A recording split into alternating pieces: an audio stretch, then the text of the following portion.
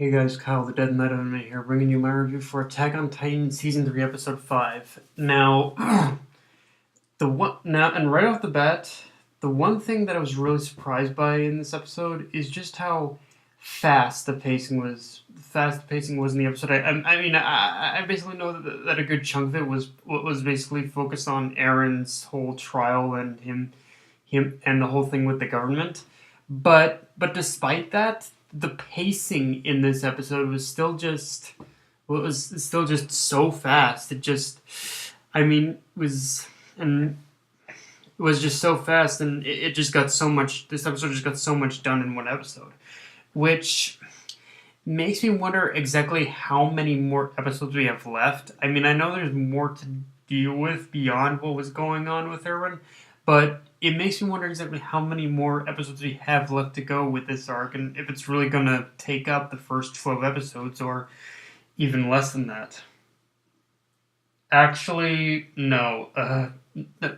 Actually, forget that. Like, it's honestly, it's one of those things where I'm going along with this as I go, and like as I watch these episodes, I'm kind of remembering little details about the manga, and yeah, I just realized that we still have a ton, just a ton more shit to cover. The whole thing that happened with the government in this episode was just like it was just the freaking.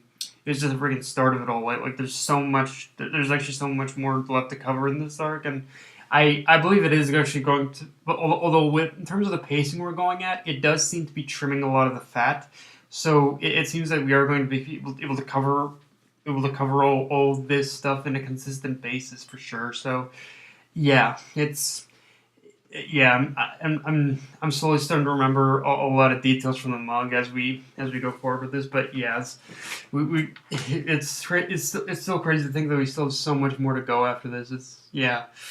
Um, and if you needed more reason to hate the government in Attack on Titan, look no further than the first few minutes of this episode. Like, seriously, Erwin's case fell on. Like, seriously, Erwin basically pleaded a very, very legitimate and good case to the government. But his case fell on deaf ears despite giving them that very legitimate argument of that of why the scouts should basically stay as they are. Like, the scouts are needed in order to maintain the balance. Like, if Wall Rose did in fact get breached again, it would be like insanity. Titans wouldn't be the enemy. Humans would be the fucking enemy here. And it's like, yeah, that basically that whole argument fell on deaf ears. And the only sadder thing than that, and by sadder I mean pathetic, is that to the government, Aaron's abilities have become a little more than a talking point at this point. And these government, at least these government assholes, because that was Aaron's abilities are literally the only argument that they could fall back on in this episode. And it's like this whole thing is actually kind of, the whole thing with that is actually kind of eerie, how that whole one scene how that whole little chunk of the discussion actually kind of mirrored all the politics today. Like, it is really about just one.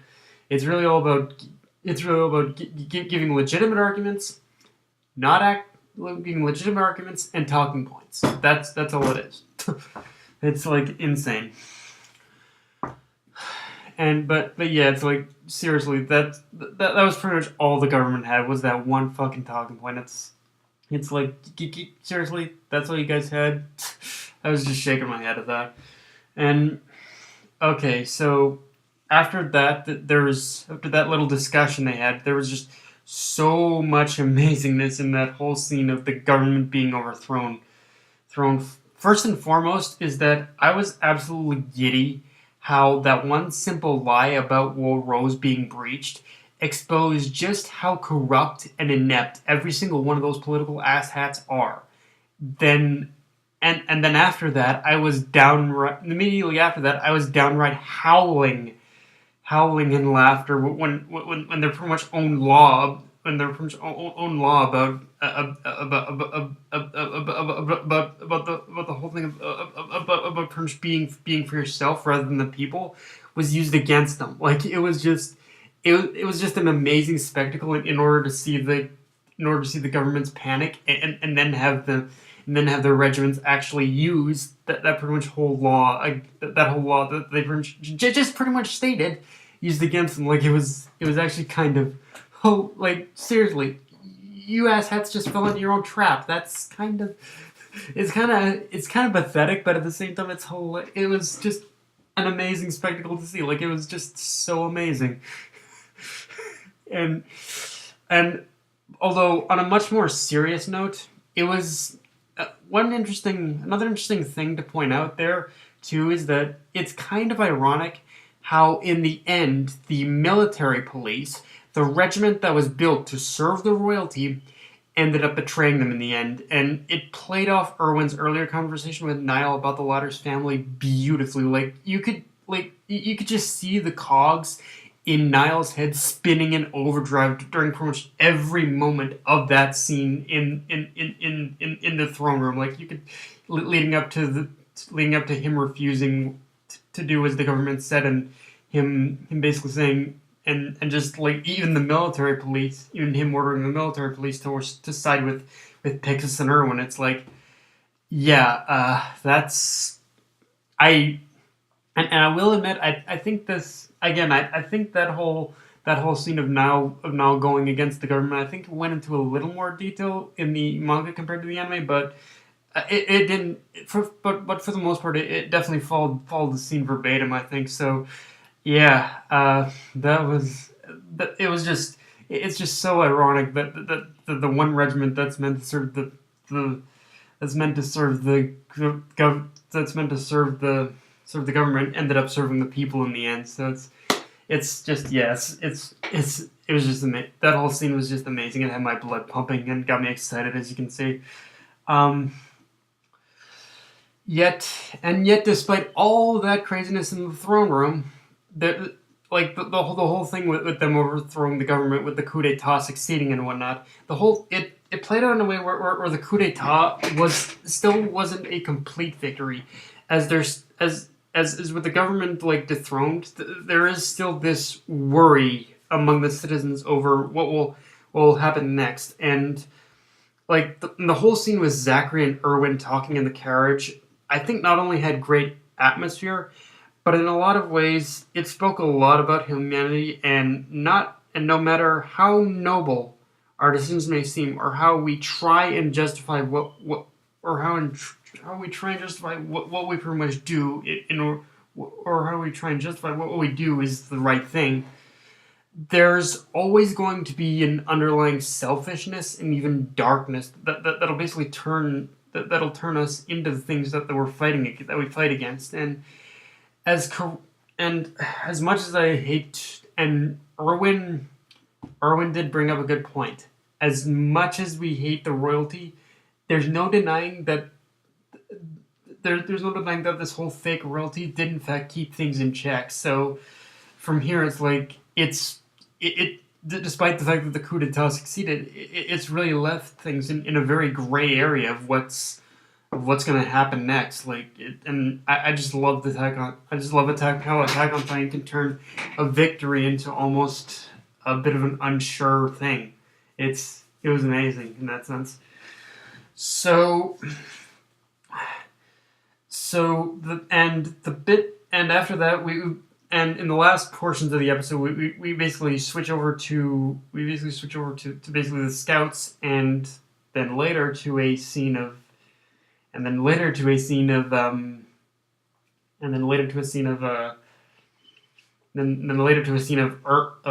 and Historia, but we'll get to that bit in a bit. But basically the whole scene with the scouts pretty much confirmed what we figured out already. That Rod intends to have Historia devour Eren and inherit his power, but which is pretty standard fare in terms of what we figured out so far. But the thing to talk about is of course the material is the stuff that Hanji brought up about the race chapel being destroyed. And because it's basically obvious that a Titan was the one that destroyed the chapel. Like there's no way that bandits could have pretty much easily destroyed a chapel made of stone so easily. So it's obvious that a Titan was the one that destroyed the chapel and killed the Race family. But the thing about it is that this all seems that everything in about last chunk of the episode, everything seemed to be revolving and leading all the way back to Grisha, Aaron's father, and Armin in this episode, he asked the fucking $1 million question: who did Aaron devour to gain his Titan Shifter power? Again, it has to be Grisha. It has to be Grisha. Like, there's pretty much no other explanation as to how Aaron gained the powers of a Titan Shifter to begin with, and it's really fucked up to think. It's really fucked up to think that Aaron devoured and killed his father, but at the same time, it's the only thing that makes sense because thematically it seems to be the only thing that makes sense, because if you think back to like season 1 where Aaron is having that vision of his father basically pinning him down and trying to inject him with something, that's probably some kind of formula or fluid in order to transform him into a Titan. So, and if Grisha was a Titan shifter, then it all adds up. It all freaking adds up. That there's no other explanation for it. And but the biggest thing but the other big thing to talk about is what Grisha's. The only question that remains from this is what Grisha's connection to the Race family is. Like, obviously, he probably wanted to kill them in order to prevent them from going after Aaron, but at the same time, I'm curious as to what exactly the connection is between Grisha and the Race family and who he killed in order to gain his Titan Shifter ability. So, yeah, but anyway, guys, like I said, this episode was just amazing. We just got so much, and yeah, if you enjoyed the video, like, comment, subscribe, follow me on Twitter and Facebook. Death Knight of Enemy, signing off.